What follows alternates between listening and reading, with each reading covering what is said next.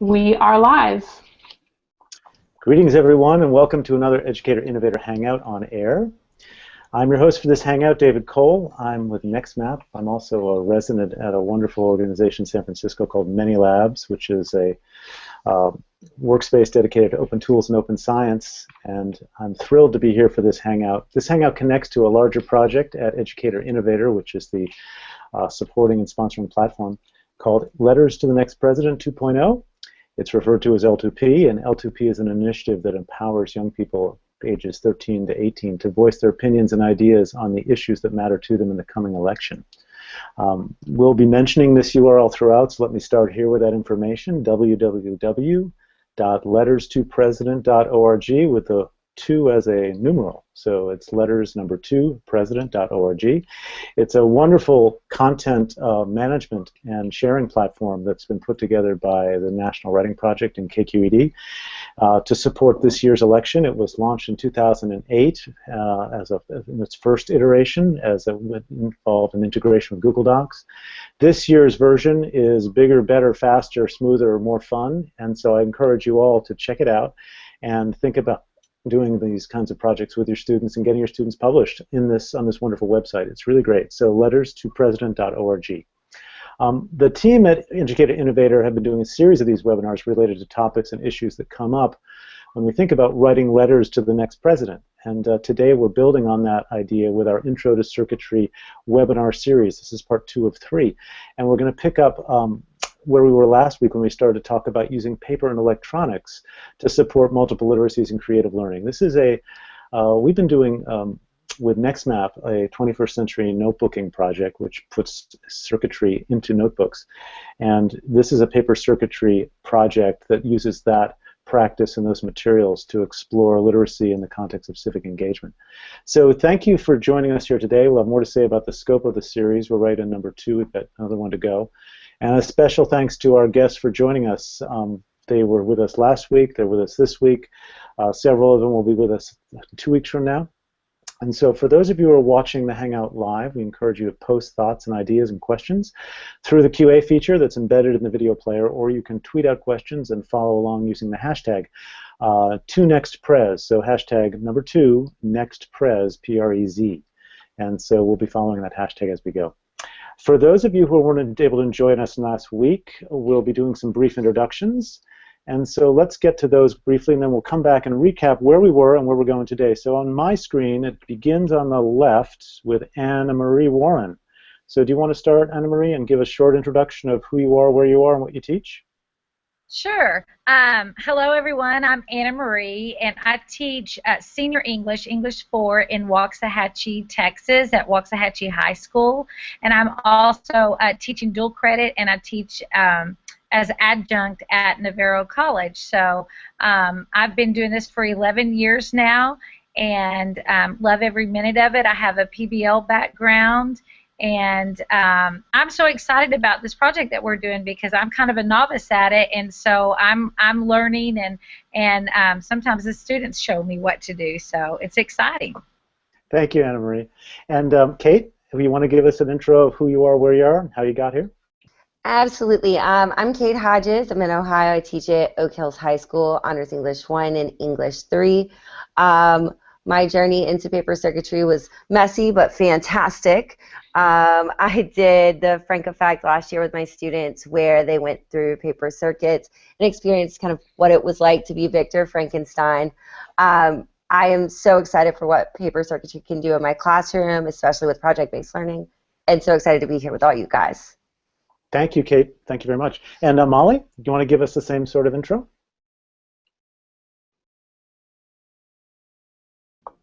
I forgot I was muted. I'm sorry. I'm Molly Adams, and I'm in Waxahachie, Texas. Also, I work at Waxahachie High School, and I teach. This year, I'm teaching 10th grade. I have a background in teaching dual credit. I've taught grades 9 through 12. I've taught in STEM schools, at a new tech, at an early college high school, and I have a PBL background also. And I've been working with the Hack Your Notebook initiative since 2014 with David and some other people, and I'm also a a National Writing Project teacher consultant affiliated with the North Star of Texas Writing Project out of Denton in Texas. And so I have tried several kind of iterations of how to use the materials in the classroom and how to make them connect with humanities. And Anna Marie is my very good friend, and we have been across the building from each other, and now we're down the hall from each other, and we like to work on stuff together. So it's really exciting to be able to work on a project like this with friends too. Great, thanks a lot. Jeanine, you want to give an intro of your professional background, how you got to this work, and then we'll go from there. Sure. Right at the moment, I'm an adjunct faculty with Teachers College and a doctoral student. And before I was teaching teachers, I was working with children, 6th grade on up to high school, and doing a pre-engineering course, a science of energy course, and that's where I learned about electronics and robotics and environmental technology, and really became interested in how to make engineering accessible to teachers, because I was a poor teacher myself without a budget. And so that's what led me to the paper circuitry, experiencing it myself, and then wanting to learn more about it, and then wanting to bring it back to the classroom, and then now bringing it to other teachers in all over the place, it seems like now. So I've enjoyed doing workshops with NEXMAP and in the STEM classes that I've had, classes that are upcoming, and I'm always showing teachers how to try to layer more content that's integrated from STEM into their classes, and that's what led me to become more interested in what teachers are doing outside of engineering, and see if we can't bring that in. And I know there's kind of a barrier or fear of being able to learn how to do that, and so I'm kind of interested in how all of you teachers have taught yourself or learned to get past that point, so that we can get it back to the kids, or getting into the kids, and they can experience the same thing. So that's what I'm interested in. And hopefully through these webinars, I'm hoping that other teachers can say, gee, if they did that, maybe I can do that too. Mm-hmm. That's great. Thank you. For people listening for the first time, and if you've been following along, you have a sense of it, these teachers on this call have a remarkable level of expertise and experience and curiosity and nerve, I will say, as well, for sort of exploring and experimenting in spaces that are typically the domain of folks who do more heavy lifting in the engineering and the sciences. But the world is becoming integrated in every way, and the skills that you find in introductory and more complex electronics, and the language and the literacies that we think of in traditional writing classes or traditional humanities classes belong together. STEAM learning is a simple expression of that. And so you're hearing some real experience, and this is a chance to talk about that. A bit of background on where we were, where we are today, and where we're going. We introduced ourselves last week. You can see part 1 archived on the Educator Innovator site. This is part 2.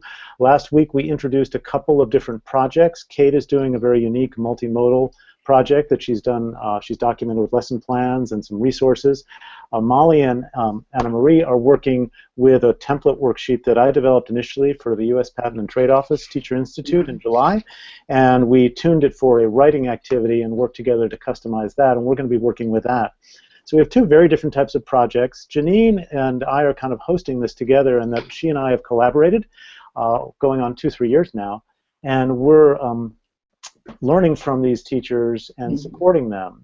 And so we're participating as collaborators. Jeannine is going to lead the session in 2 weeks on advanced paper circuitry builds. I've got a little example here I'll show in my notebook. I don't have the whole thing built up, but we're talking about introducing, I'll just hold it up, you can see it, AT-Tinies, which are low-cost microcontrollers, and we might explore this. This is actually a functional little robot that Jeannine designed for the paper circuit work.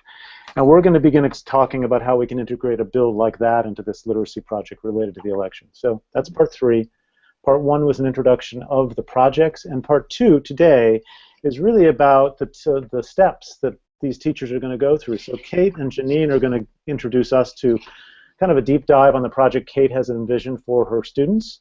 The overarching themes for today are implementation strategies, troubleshooting, pacing, things that you need to know as you go into this as a practitioner, and things you need to anticipate and put yourselves in the position of the students. And both projects, Kate's and then Anna Marie's and Molly's, are very different in their structure and their materials and their approach. And so I hope that if you're listening in, this is a chance to think about the different ways you can integrate this stuff. So that's an overview. I'm going to get out of the way and hand it over to Kate and to Jeannine, who are going to walk us through the project that Kate's working on in Oak Hills. And then this is a free-for-all, so folks on the call, feel free to just jump in and ask questions of the speakers. And if you're online, go right ahead and send stuff to us through the hashtag or in the Q&A.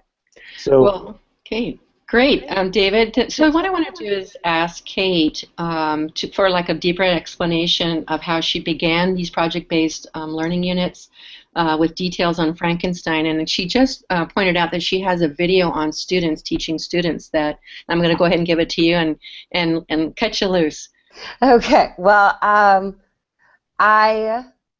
I guess I should start with, I went to UC and they were very big on conceptual units and project-based, like I said, I think last time. But the big thing there was like an essential question. So when we're reading anything, we look at this deep-rooted essential question. And so with Frankenstein, it was kind of the moral dilemma of how do we create things and then make sure that we're following ethically what we need to do.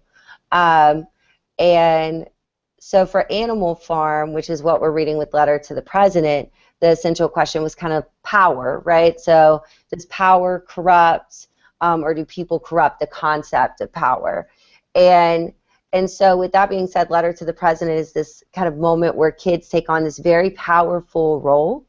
And so I wanted them to experience what it was like to be this very authoritative person that was giving guidance and direction to the president.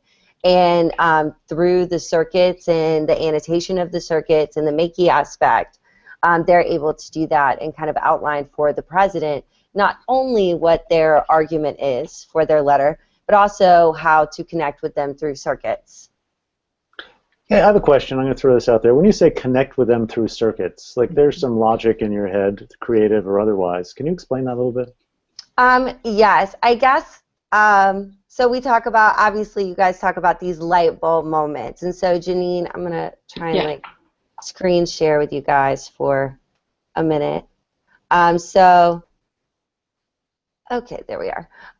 So whenever we have these light bulb moments, I think everybody has this distinct moment that they very much remember. And when I see these in students, that's what really drives me to paper circuitry, is what it does for project-based learning, but also this magical moment where students really believe that they can do anything. And so in this PowerPoint, I also linked a video where a child is explaining her light bulb moment and kind of what happened. And this moment right here in the circle, that was the moment that she had been working on a parallel for 15 minutes. She didn't want any help, and she made it happen. And so I snagged a picture of her right when it happened. And so I think the biggest part for me when I was doing that is designing this is I wanted to share that moment. I wanted that to be a shared experience between writer and reader, because the way that we read has changed so much, the way that we interact with media has changed so much, and it gives kids a little bit more of that power that I want them to experience when we're reading Animal Farm, and an understanding of the responsibility that comes with that. Got it. Thank you. That's Absolutely. Really great. Yeah, I think if you could put that in a bottle and send that around to a lot of teachers, they'd be really glad to have that. Absolutely. Absolutely. So you had a video. Were you able to bring that up to share with us of the two students reflecting? I can. Do you want me to screen share the video? Yeah, that would be wonderful. I This think is it's like 2 minutes. Yeah, this video is actually them reflecting on their experience. I do have one. I was having issues for whatever reason uploading, but I'll be able to upload it by the end of the night. Of the girl is teaching the young man to make the circuit. Hey, yeah. So you should also think about pulling your audio jack out, because I think when you play video, if we want to hear the audio of it. Good idea. Yeah.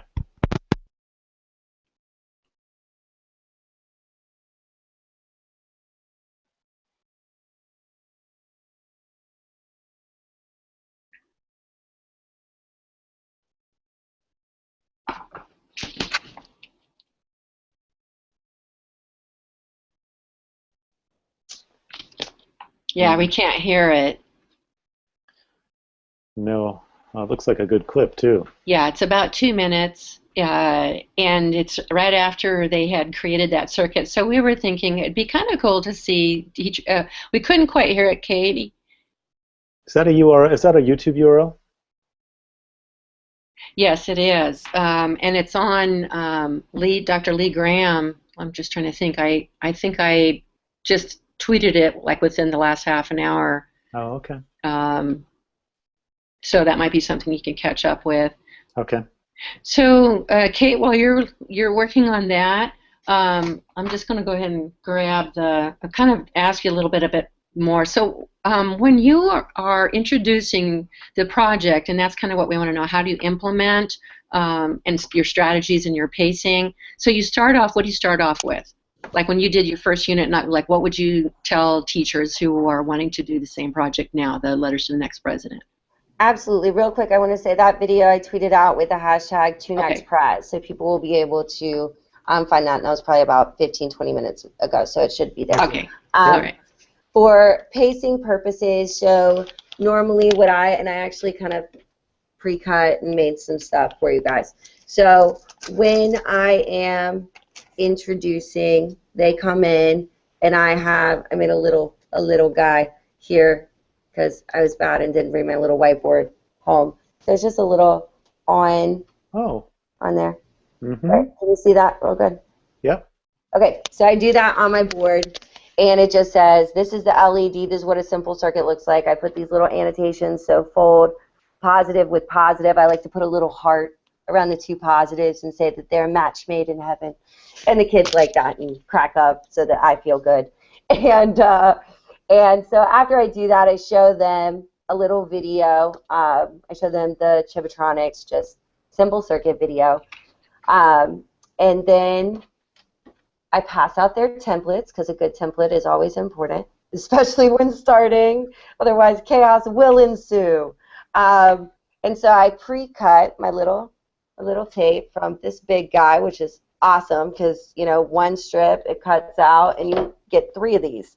So I pre-cut these, and I take my little LEDs and I cut them one by one, so just little guys, and I cut one off for each person, and we go through the process of discussing fold techniques. So what is a good fold technique? And I make little laminated printouts, which I will actually link in for you guys so you can link. But it's just images of, you want to go the opposite direction that you're trying to go. So you'll pull it the opposite way, pull it down, and then fold it back over. And so normally I do that simple circuit with them. It takes them around 2 minutes. The video that I recorded of my one student teaching another random poor student who I grabbed out of the hallway and said, don't you want to learn to make a circuit today? And so I think that only took about 2 minutes. And so normally the hardest part is making sure they understand the tape. So whenever I pass out, you know, the tape's on their desk, I always tell them it's, you know, it's like saran wrap. So you want to pull a little at a time, otherwise things are going to go real haywire, real fast. Yeah. So normally I break it down that way, and it works really nicely in the sense that kids get the visual. We've talked about strategies, and then we've talked about how a circuit ultimately works. So you teach them how to do the circuit. They're building it. Now, do all the students automatically have success when they're building it, or what happens? I love that question, because for the most part, you know, you'll have a couple kids that they're like, it won't light up. And the person next to them will be like, oh, well, you probably need to push that down. Or the LED's going the wrong way. It's the opposite way of the shape. And she told you, positive loves positive. And so normally after the first one, after that, you'll have a couple kids who need some troubleshooting assistance. But after that, they love the troubleshooting process, and they love helping each other with it. So today, that video that I just showed you guys, or the image with the chair, she just sat there, and this young woman she was over there annotating his circuit, and he was just eating it up. Okay, well, why does it go there? Can you tell me why? And so once that simple circuit happened, my experience was they were completely invested in the troubleshooting process, and they were completely invested in trusting one another in a way that I had never quite seen.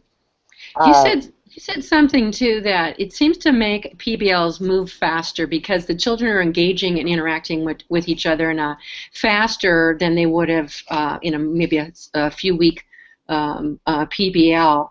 And then you were also mentioning the moment that their LED goes off, something happens, and you were talking about, wouldn't it be wonderful to try to capture that? And so I want to kind of let you go and explain, that experience for the students. Right. Well, and I think, and I guess, okay, so the first time I taught circuits, so I talked to David, and of course he taught me all of these miraculous things that I didn't know, because I was still playing with my little slides, like, oh my gosh, David, it blinks. And he was like, I know, it's science. And so my experience teaching it, I was like, I should probably start with adults. They seem more patient. So I pulled a couple of my coworkers in, and I wanted to teach them. And our media specialist, who had started a makerspace, was like, yeah, I want to learn this. And after teaching them, I saw these 30, 40-year-old women just jumping up like, oh my gosh, I didn't think I would be able to do it, not on the first try. Where the LED's loose and they push it down, and they're like, oh, it does work. And it's that you can't capture it fast enough. You want to so quickly. And I had a similar experience right before, it was right after I did Frankenstein with my friend that I teach with, Liz, and she was like, Kate, I can't ever do this. Like, I don't know how you do this. I don't know how you bring this in the classroom. I don't know how you made them do it and like it and write about it. That's great. I don't understand. And I was like, just come over to my house. We'll order some pizza. We'll make some circuits. And she was over there making it, and her cup went flying when it lit up. She's jumping up. Oh my gosh. And it's the reaction I see in adults is the same I see in children. The only difference, I think, is they feel attached to the process. So I see adults leave, and they're holding their circuit for dear life, like, oh no, what if I can never make this happen again? Whereas I was asking kids for their Frank-Effect books, and I found that, oh no, I gave it to a friend because they really liked it. And so they were like, Miss Hodges, I could do it again. I did it once. And that was so interesting to me. Just, kids who I don't return things on Google Classroom, and they are irate, but their circuit, no, they can do it again. And so I think that's interesting. So what I'm kind of wondering is, how much more guidance do you give them after they've made their first circuit? What do you, like when they're doing this next project with Animal Farm, when do you, like, how much guidance or facilitation? Like, when do you know to back off or I keep think with that him? they tell you. I was a lingerer because first year teacher, right, last year, so I'm like, what are you doing? Don't break the tape. They're like, Miss Hodges, it's tape. It's going to be fine. It's sticky, And so I'm over there just on top of them. They made their first one. They're like, we're fine. We made the first one. I'm like, well, those LEDs, you don't want to break them. And they're like, back off. So I think they tell you very clearly, and you see it in what they're willing to do and try. So today, when the young woman that I was working with, her circuit, she started, and now I'm accustomed to this after doing this with kids, but the first time it made me panicky. They grab their tape and they just yank it off. They're like, no, it doesn't need to be there. I was wrong. And they just grab it and they rip it. And it's totally fine. That's normal to them. It's tape. It's fine. It's paper. It's, it'll work out. The problem is it's not connected.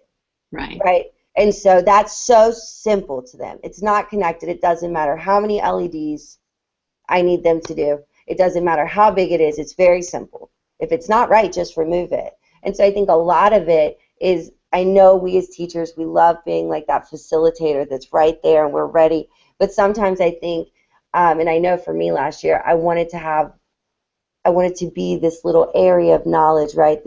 I'm the curator of knowledge and you should come to me. And really that's the opposite of what we're really supposed to be doing, right? Once we don't want to be control freaks.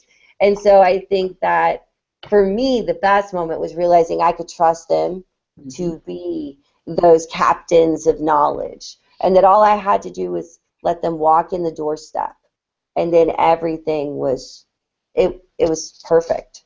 And they did things that, and initially when I designed Frankenstein, I didn't, outside of the first circuit, I didn't want to give them a lot of guidance, which was very hard for me, but it was part of, Victor Frankenstein didn't have guidance. So this, but I think for Animal Farm, I feel very confident giving them the one circuit and then just rotating around and being a member of the process with them. Towards the end, I really enjoyed sitting down and making circuits with them and going around and sharing that with them. And I think they enjoyed that.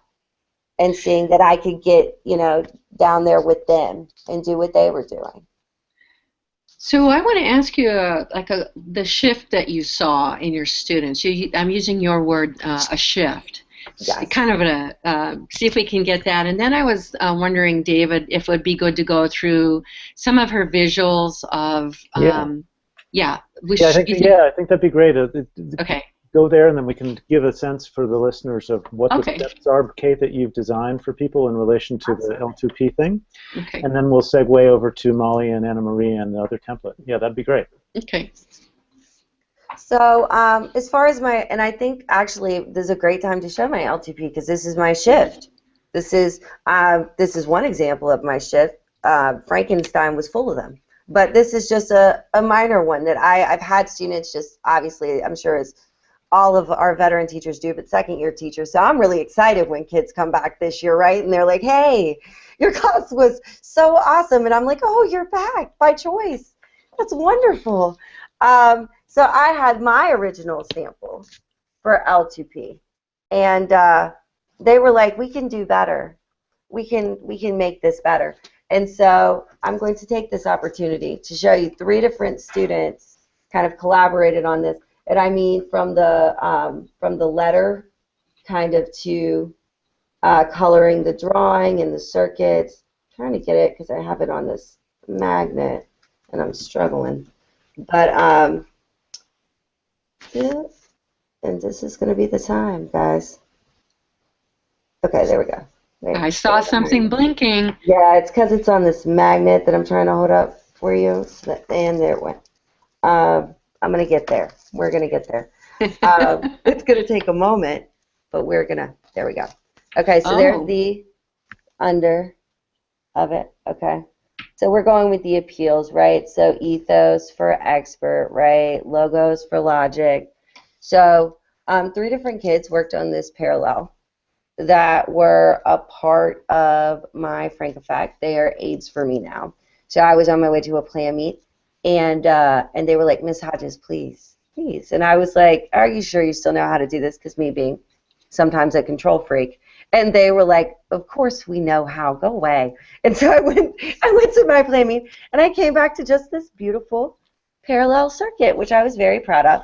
And then they wrote this nice little letter. And actually, this letter was written by my friend Liz, one of her student aides that really enjoyed her class. And so he wrote all about how she was an amazing teacher because she cared about who the students were, and that she created these really innovative activities. And so I was like, this is a perfect letter to go on the letter to the president.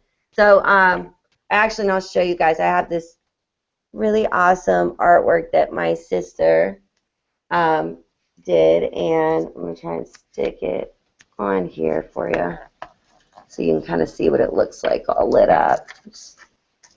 Oh, and of course, there goes my... I thought this was going to be such a good idea with the magnet. This is what I get. So there we go. So little, right? So and then they can annotate her. So initially when I was designing this, I wanted it to be an outline, but it kind of ended up being their final draft. So because it's so beautiful, how can it not be their final draft? Which is awesome. But I think kind of in a roundabout way to go back to your shift, I think the shift is that, kind of like I said last time, anything that makes kids want to learn is amazing. Right. Anything.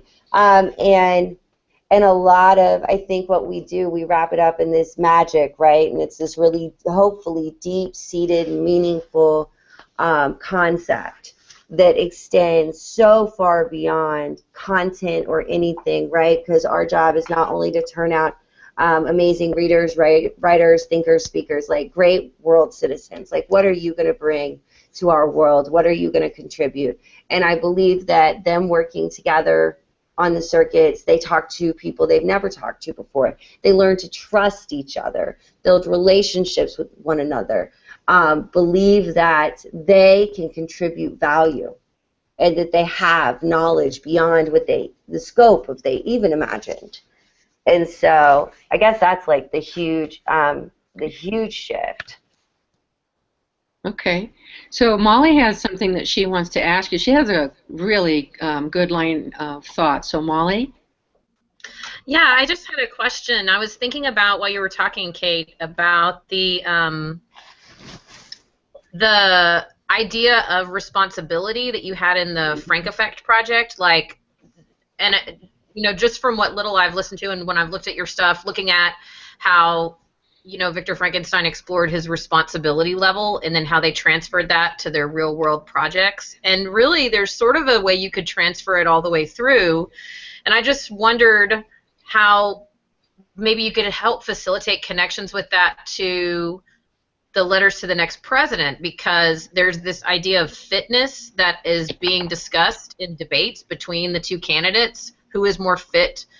Who is more responsible in the long run, who can manage the kind of responsibility that's necessary. And if you sort of connect that back to Animal Farm, you know, there is a pretty huge gender gap in the novel and how women are portrayed, or female characters are portrayed, and they really are kind of expendable and seen as not fit for being leaders.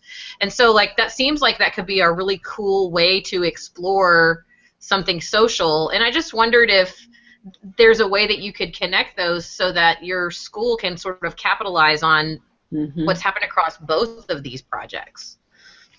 I think that's really, really interesting, especially because I wanted to follow the project with kind of a reflection on, we feel like we have this power when we write the letter to the president, right? And that's what we want. We want kids to take this and really create something meaningful. So what we were going to do is do a blog afterwards where it was like your final sell and tying it back to Animal Farm. So now you did your letter to the president, and how are you going to take advice from Animal Farm? So don't be like Squealer, right? Don't go and change our rules and not do what you said, Mr. President or Mrs. President, because we know, we read Animal Farm, we're informed.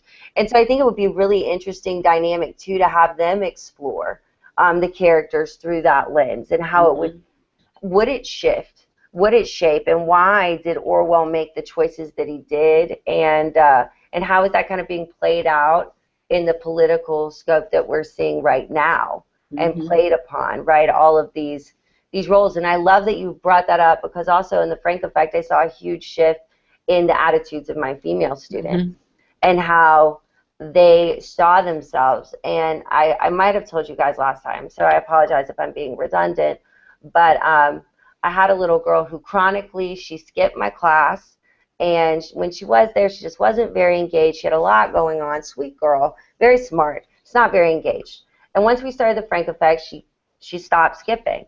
And then on the last day when we were lighting up our final symbol and it was talking to her, she heard from across the room another girl say, because I had seen she had a little boy putting together a circuit, and I was like, why are you doing that? And she said, girls aren't good at this stuff. And the other girl stood up, walked across the room and said, it's one thing for you to say you're not good at this stuff, but I'm really good at this stuff. And I didn't think I'd be, but I am. And honestly, we could make more money in this. And I thought that was a very, like, wow, whoa, I could barely get her to show up to my class 2 weeks ago. And so I think that there's something, especially with circuits, and we are pulling in articles about kind of the gender gap within engineering, and why, and how can we empower you? How can we empower you and cultivate you to who you're meant to be? Kate, I wonder if it has something to do with, as a woman, growing up, not having been exposed to things like this much, I would say, we have put ourselves in our own spot away from even ever thinking, like you said, that we could do this, but I'm wondering if it's now we've conquered the male realm, like we're doing something that the boys did. We got to go to the Boy Scout Jubilee as the boys did, and we're just as good. Yeah. I don't know if there's that triumph of being able to, like holding a circular saw, or being able to participate. So do you want to go ahead and show the PowerPoint that shows some beautiful images of what a teacher could utilize in her classroom, his or her classroom, and give them some ideas? And of course, we're linked to these resources. Absolutely. I apologize because I'm a super detailed person, so it is kind of like 15 or 16 slides. Sorry, but it is mostly really big pictures, and I won't drag you through the muck on each one, but I'm really excited to share some of the really cool stuff that's in here, especially because two amazing artists dedicated their time to creating, I believe, templates that kids will feel, I think they're inclusive enough that kids will be able to, as we add, find something that they feel a likeness with. And that since they're coloring it, I think it's very important that it feels like them, right? It represents who they feel they are, right? So with that being said, here are some of them, and we are updating them.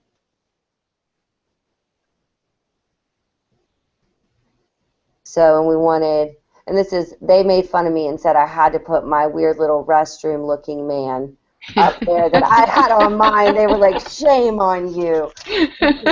Give those to children. We will make inclusive templates.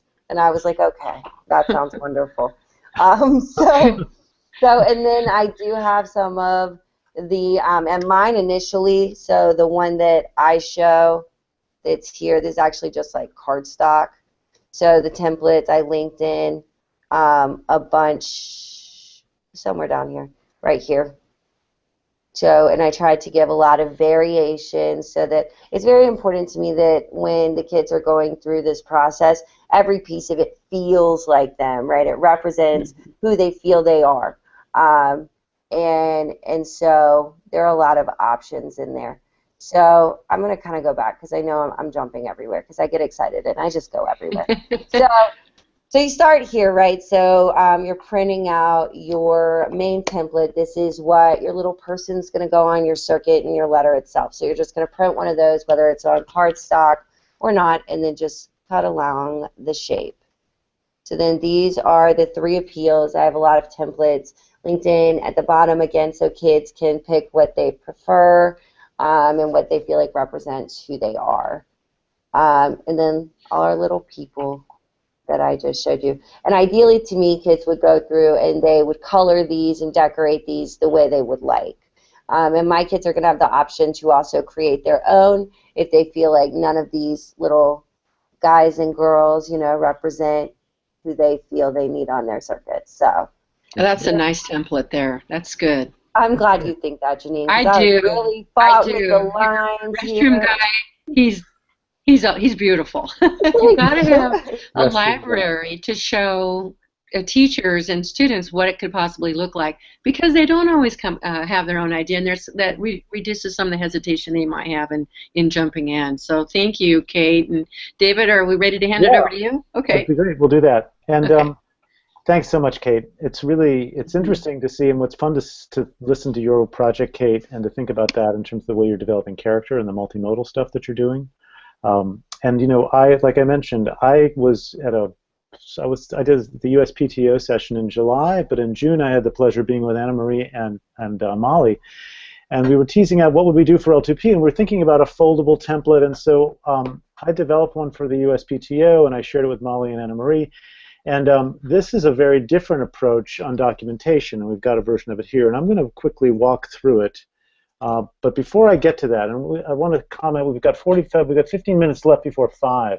So we'll touch on this, and maybe what we'll do, if I can rope you guys in on the 9th, we might follow up and do another recap on it, because I think Anna Marie and Molly, you guys will be sort of further along in your practice and where you're going, and probably have a few more things to share.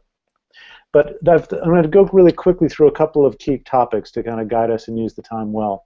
The first question for you guys is, can you describe quickly, and I may cut you off just so we move ahead, your kids, your age group, and their facility for doing this kind of work? Because I think it's useful to get a setting for where you're at, because I think the kids in Oak Hills are a different category, and we can compare that as we go. But it'd be good to get a baseline of where your kids are, and then we'll look at the template, and then we'll talk a little bit about what that template encourages or offers as affordances. So Anna Marie and Molly, if you guys want to unmute and talk briefly about your kids and their readiness, willingness, interest in doing this kind of integration work. That'd be good to go as a baseline. We'll do that quickly. Okay?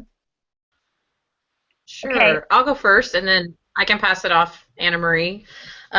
We work in a traditional high school setting, and where we are in Waxahachie has a lot of classrooms that are set up pretty traditionally with desks, and we actually both have tables in our room, so we've sort of tried to shift that paradigm a little bit to be a little bit more collaborative, but definitely there is obviously a mindset shift that trying to help facilitate with students that are coming in from traditional learning.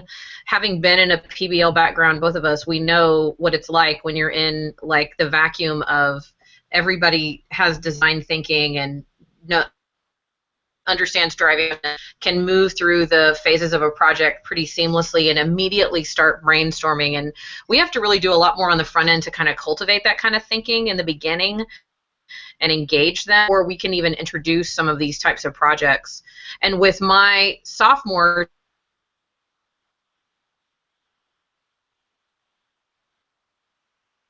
because they're set, and so that is kind of tricky. I think she teaches.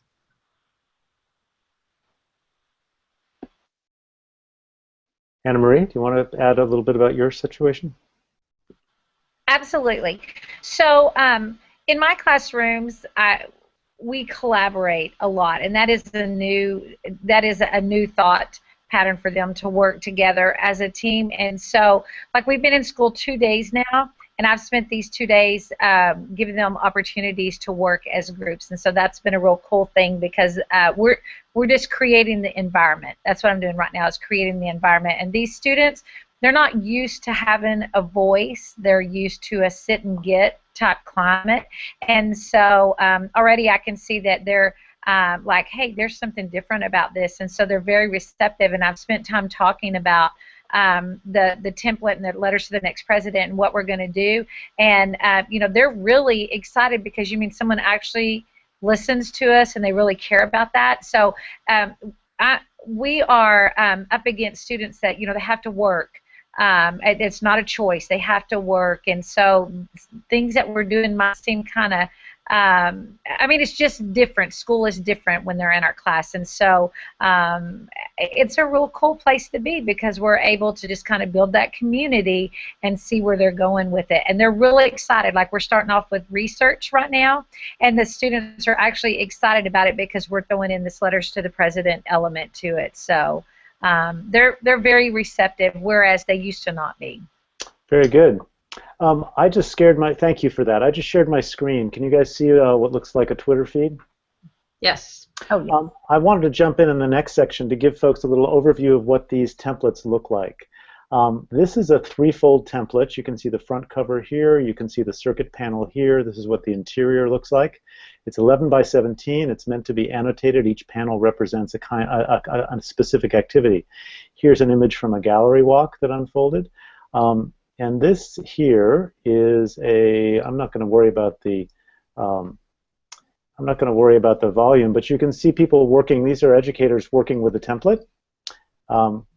And the thing I like a lot about this is that it's it's like a play space and a construction space. And students finish an artifact on this template itself. From here, I'm going to jump briefly to the actual layout itself. This is, let's see, where do we go? Here's the front page. Reduce the view a little bit.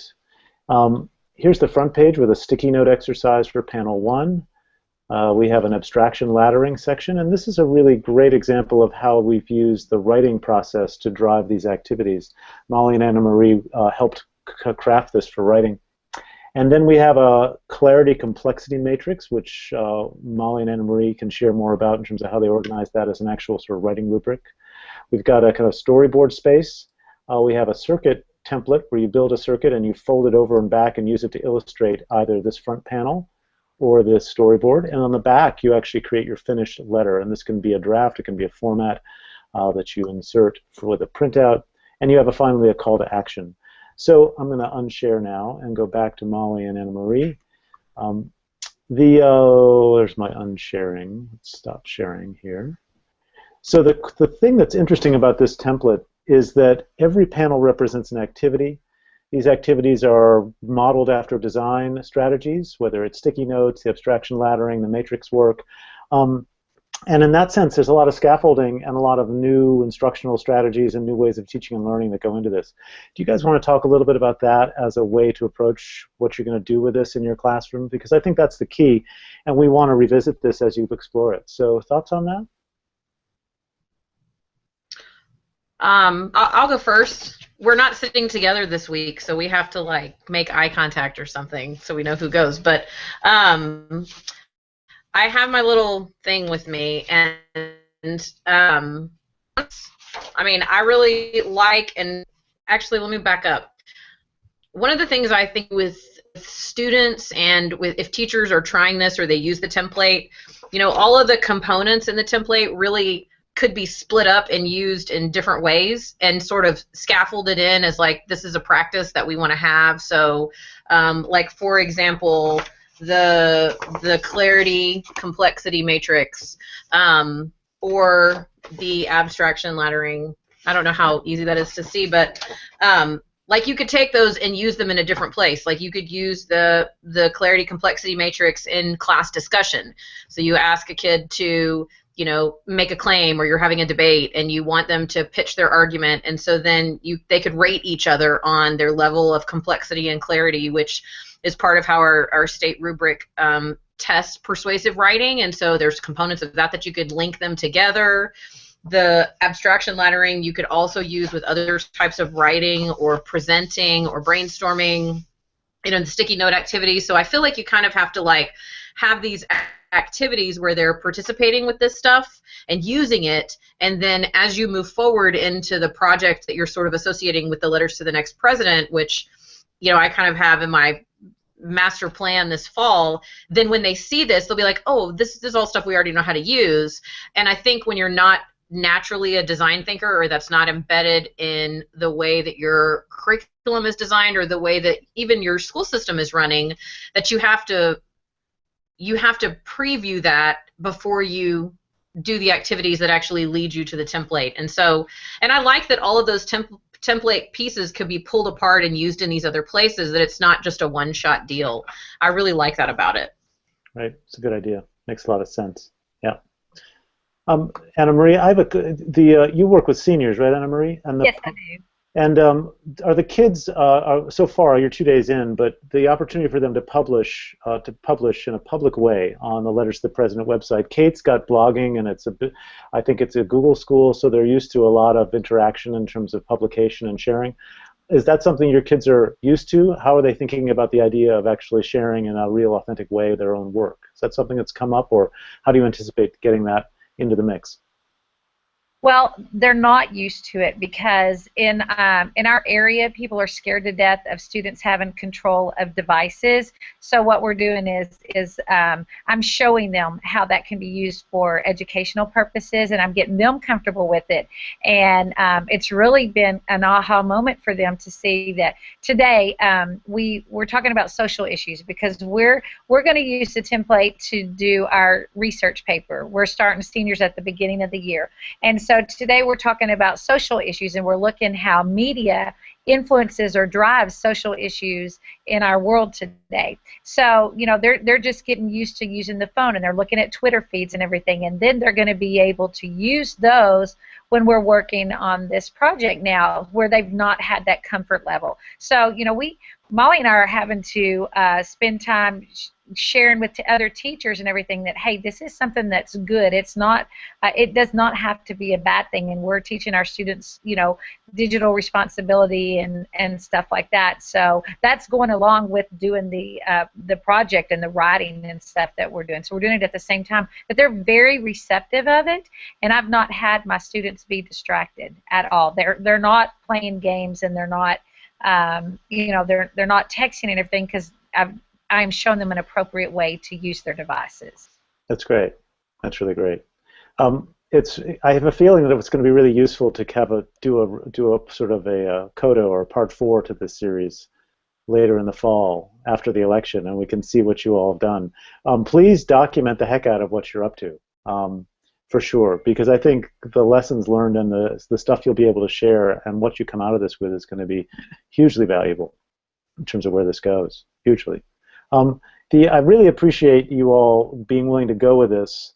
For this link, you can download these templates. Come in a series, meaning there are 4 different storyboard panels you can pick. This one, if you can see it, is a call out. I don't know if you can see that there. It's kind of expressed like a call out.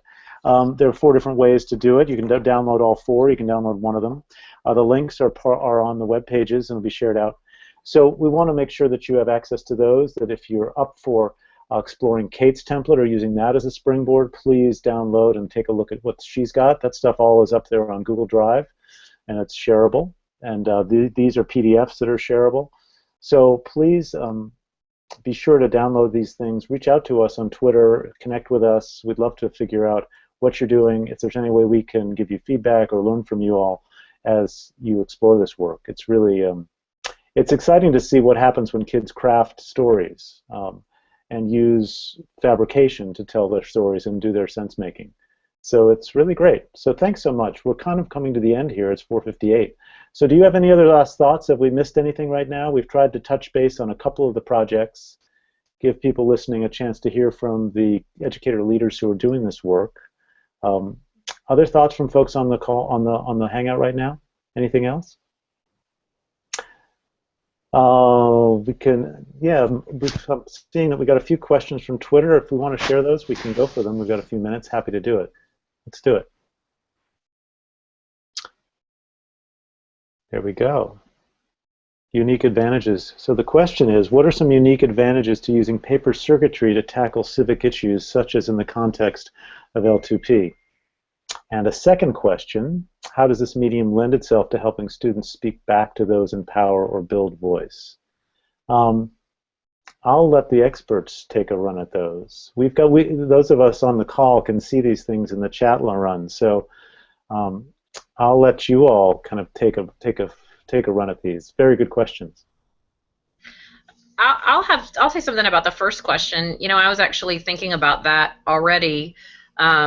I didn't say earlier that I work with the FIRST Robotics team, and we had a meeting today, and we're talking about some of our upcoming projects. And one of the things we want to do, because we're trying to work on a project with our city police department, and we have a SWAT team that has only 11 people on it because we're in a town of 33,000, and so we've had kind of an ongoing relationship with them, and one of the things we want to do is bring them in more into what we're doing and actually have them come to some of our workshops, and because the kids are kind of taken with the paper circuitry, we want to use that as a way to introduce electronics to some of the police officers, and so that when we are able to actually give them a robot, that they have some beginner knowledge about electronics. And you know, that's one way that it can be transferable, is you can take these types of situations with students, whether it's a project in the classroom or with a club,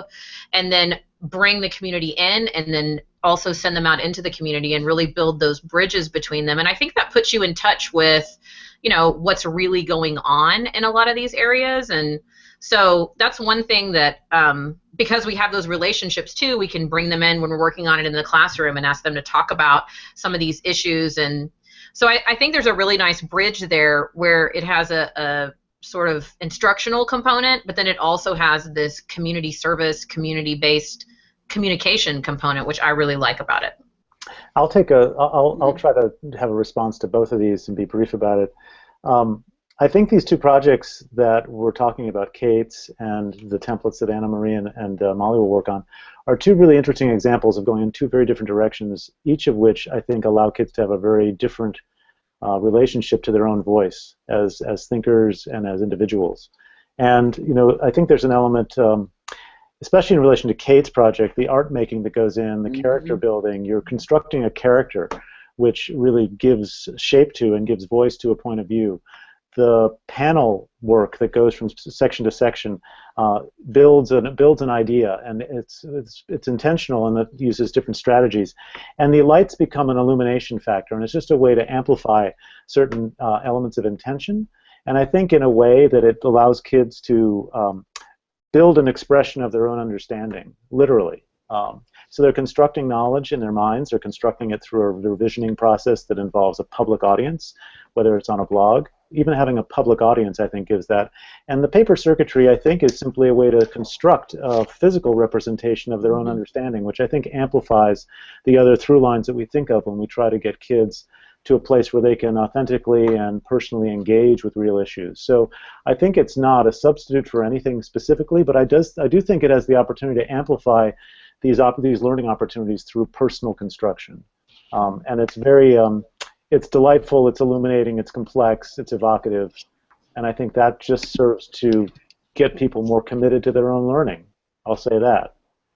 Can I kind of piggyback off what you said, David, and kind of just, mine is super brief. I think that both of these projects in paper circuitry in general, so project-based learning in itself, right, so we're creating an experience and an artifact of great value. So the final, it has value. The process they're going through, it has value. And then sharing it with the community or the world, the community in the classroom, maybe it's local, maybe it's larger than that. That is every piece of paper circuitry. And it does what, with project-based learning, without the paper circuitry, sometimes takes me a week to accomplish, I can accomplish in a class. It creates a very interesting community dynamic in your classroom where the experiences turn to belief, and they transform from belief to actual power, because what you are creating is something that is it can be so embedded in content, but then also the artifact that comes out is so unique that kids see the power that they have, and it transforms their efficacy in a way that they believe that they can go and tackle these very large-scale, essential things that I think all of us are embedding in these projects. That's nicely said. I think the whole business of artifact creation is really the goal. And audience and artifact creation, Molly started this response by describing the authentic context of robotics kids taking their work to the police department. And, you simply want to feel yourself in relation to the real world, and artifact creation of any kind. And completing tasks. There's all kinds of ways in which some of the engineering principles, we think, oh, we're going to go build something in engineering, but we have to write a paragraph in English class. I think there's a blending here that lets kids feel a sense of completion. Yeah. One last thing before we wrap up, the template is public. Yes, it is public. The template we're looking at, it's shared on the NEXMAP website. You can download our templates there. I believe Kate's templates are on the Google+. We'll tweet out the link for the downloads directly. Nexmap.org. Yeah, nexmap.org. Sorry. Yeah. And I'll tweet out the download so you can just get all 4 files. We'll send it from the NEXMAP Twitter, and it's also on the website as a resource. So those PDFs are available. And then it's just a matter of getting the materials you need, and those links are there too. Yeah. All right, so this was great. Great to get the questions. Thanks to all of you on the Hangout for your time and your work at this, and all the stuff you're doing in your classrooms every day to kind of set up these sorts of activities, something your kids are experiencing. They're very lucky. The next session that we're going to have is going to be on the 8th of September, and that's going to be led by Jeannine. I've had the great pleasure of working with and learning from Jeannine in terms of more complex builds. And so we're going to go kind of deeply into the possibilities of more intricate paper circuitry, and that will bring with it a whole backstory of other resources and other skills. But we wanted to set the context for the types of constructions that you can do. And this will be more on the engineering side, but it's no less expressive in terms of where Jeannine has gone and what she's done. So any last thoughts from you all on the call, on the Hangout? I'm getting a lot of, all good. All right. So, thank you. Thank you all. Thanks for listening. And if you want to do catch-up, remember we have your first call, and if you're even interested in bonus points, I did a background conversation with Kate and Jeannine, and then also with Molly and Anna Marie. So you can really get the full story. You can know more about all of these folks than you'd ever imagined. So feel free to check out the links. There's a lot of material there. So thanks for watching, and we look forward to part 3. All right. Bye-bye. Bye.